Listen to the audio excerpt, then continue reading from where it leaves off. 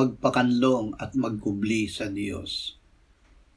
Kapag ikaw ay dumaraan sa tubig, ako'y makakasama mo, at sa pagtawid sa mga ilog ay hindi ka nila aapawan. Kapag ikaw ay lumalakad sa apoy, hindi ka masusunog, hindi ka tutupukin ng apoy.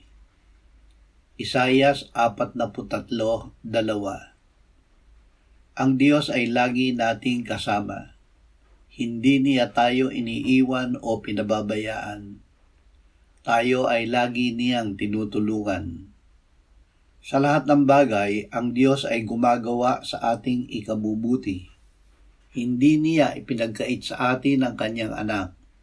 Kasama ng kanyang anak ay mapagbiyayang ibibigay niya sa atin ang lahat ng bagay. Ama, lagi mong ipamalay sa amin na ikaw ay lagi naming kasama. Mananahang kami sa batong walang hanggan, ang aming Panginoong Hesukristo.